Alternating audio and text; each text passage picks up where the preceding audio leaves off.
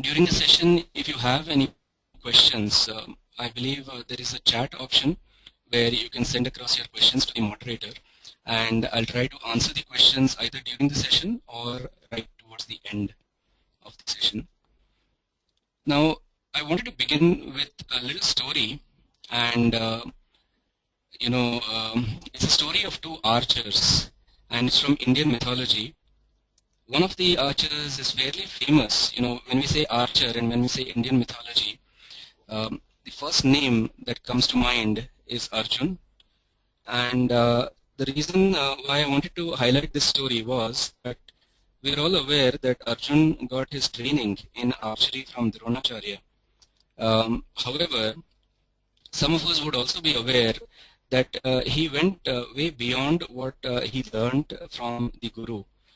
For example, there's this story where he was eating food at night without lights, right? The candle went off, the Diya went off, and then he thought that if my hand can take the food from the plate to the mouth in the dark, then so can my arrow go from my bow to the target in the dark. And he started practicing, right?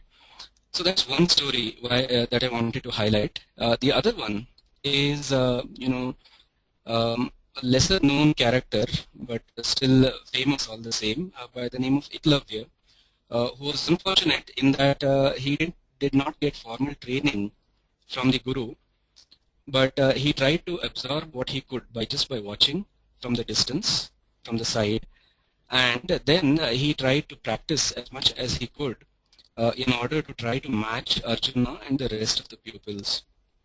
Now, the motto or the moral of the story, and I wanted to set the context for the session, is it's important to learn even when we are not being taught, right? And that's where the concept of self-development comes in. So, from the relevance point of view in terms of our industry today,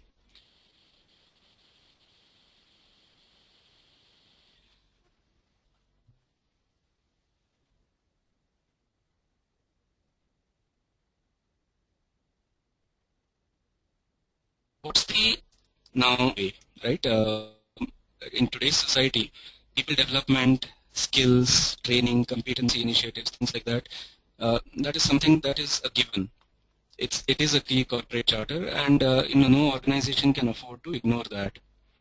However, there is a problem of scale, and what I mean by that is very large organizations, sometimes coverage can be a problem. Organizations larger than 100,000 people or so, coverage in terms of the number of people who can be covered through quality initiatives could be a problem. In smaller organizations, sometimes there is a lot of focus in terms of the initial numbers being met, right? The initial objectives being achieved, and therefore there is a risk that prioritization could be a problem in terms of development initiatives, formal development initiatives. So, in a nutshell, there is a need overall for a supplemented approach towards the traditional ones such as training or coaching and mentoring. And what better way than having every individual take responsibility for his or her development. So that's where the self-development concept comes from, and that's the reason why it is important. Now, the context of self-development, right, has to be within the concept of a team. And what we mean by that is that in every organization, so there are some 700, 800 odd people attending this session right now.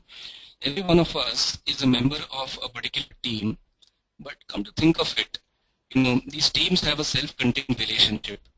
So if you take a look, if you're a part of a project team, typically that's a part of a larger account team, which is a part of a business unit, which is typically a part of the overall organized, highly simplified depiction on your screen right now. But the point is that every one of us will be somewhere where we'll be a part of a team, the immediate team, and we will be a part of the larger teams as well, right?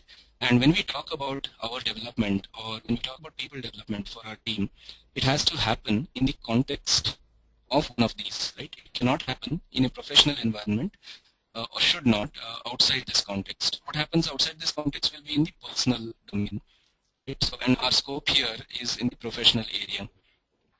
Now, with that background, the problem is the following. Every one of us will have a different approach to self-development, right? So my understanding in terms of what I need to do in order to upskill myself or upgrade my skills over the next 1 year maybe might be different from the next person, might be different from the next person. Therefore, the results could vary, right? And if there's a variation in the results, then there's a problem as far as managing is concerned. And any structured approach, any structured and systematic approach which can be used by a large number of people across the organization can then make a difference, because then hopefully the results will be a little more predictable. Now,